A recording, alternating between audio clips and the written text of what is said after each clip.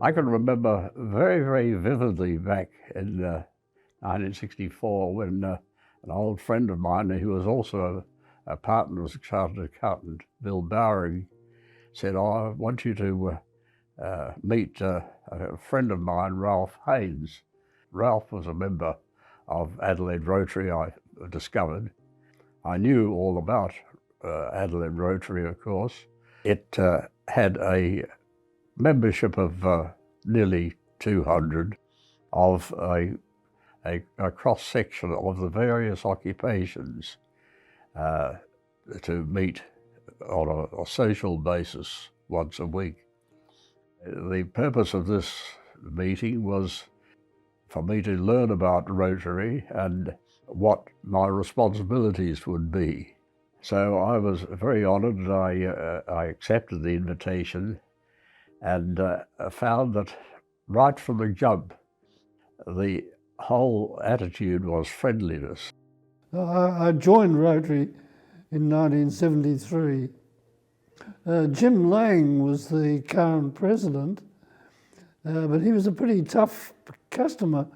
You know, I found it a struggle at the beginning, and I went to Jim after about 3 months and said I was having trouble managing my professional work and Rotary. And he was a bit scathing. He said to me, "A good Rotarian finds time." I was a bit upset about that, but I stuck with it. And in the end, it sort of sorted itself out. Helping those in need, we didn't call it social justice in those days.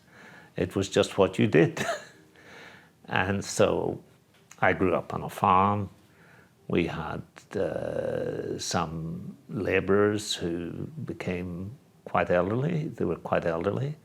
There were some houses on the farm, and my mother would just look after them. There was no rent or anything, and made sure they were all right. And she did the same for lots of people in the community.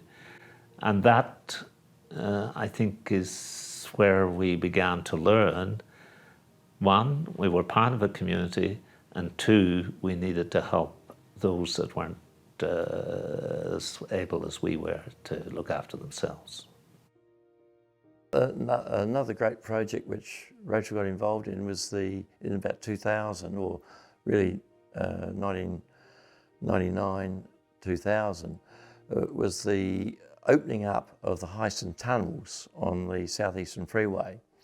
Rotary Adelaide put in a submission to the government to run this project. It involved nearly donations and services given of something like $400,000. So there were 1,200 bus trips taking 30-odd thousand people from the showgrounds up to the tunnels. The people were allowed to walk. There was a bike ride, a lot of sideshows, and Mitsubishi were a major sponsor. They gave a Magna motor car made in South Australia. I think something like 90 Rotary clubs in Adelaide, in South Australia, were involved in this project overall. They had dancing in the tunnels. They had fairy floss machines. They had all the things that people could enjoy. So it was really quite a great project for Rotary, and it raised something like $135,000 net in the end for charities in South Australia. The Rotary has a long list of different fellowships. They call them fellowships: fellowship of sailing and flying, golf, and all manners of sports and pastimes, reading, films, theatre, drama, all that sort of stuff, all around the world. And it is a worldwide fellowship that I belong to, the International Fellowship of Flying Rotarians, IFFR. It has a head office in England at the moment, and it has members all over the world. Even when I joined, it was more or less seen as, I won't say a gentleman's club, but it was certainly a gentleman's club or a men's club, because there were no women in Rotary at all, and they never thought there ever would be when I joined over in Doncaster. But in the 80s, I think the Americans decided that, hey, we can't go on like this. I was at Unley at the time, and I had a bit to do with bringing, sort of mentioning at our annual general meetings, do you think it's time we thought about admitting ladies into our club? And they would say things like, we'll put it to the vote. And we usually get about a 40% for and a 60% against. And I did the next year and 48, 52. And then finally, and very soon after, we did admit ladies to our club. But you know, in some clubs, they were very, very upset about it. And I can think of a couple that lost members as a result of it. Before I began my journey in Rotary, I assumed it was all white old men.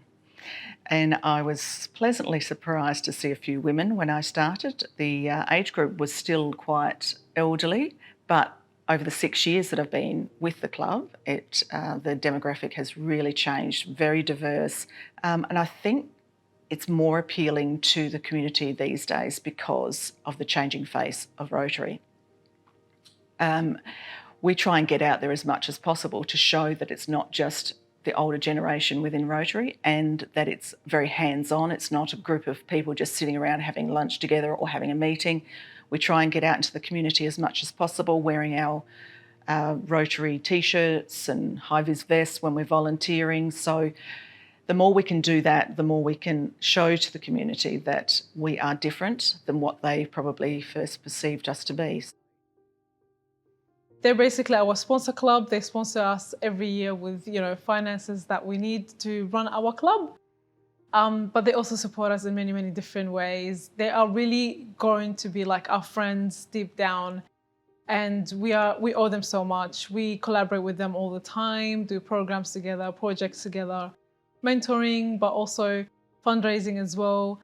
They were also a sponsor for Cultural Night before many times. So yeah, definitely a relationship that I think will continue forever.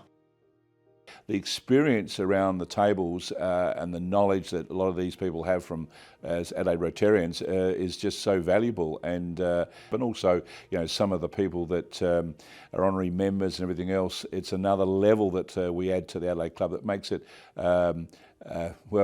makes it stand out, and I think and you feel very proud to be a member of the Adelaide Rotary Club.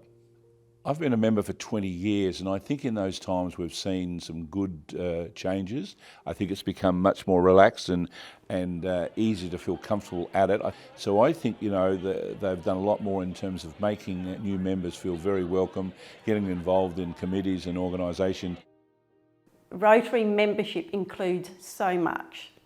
If you can't commit to any service project, that's fine. If it's fellowship that you're looking for, we've got that. If it's friendship and if it's philanthropy, so you've got the means to donate to our organisation. If you're coming along to Rotary to learn something, to network with others, to be provided with resources on an international level to develop yourself personally and professionally, Rotary, the world's your oyster, really. It's the most incredible organisation that I've ever come across in my life that provides so much.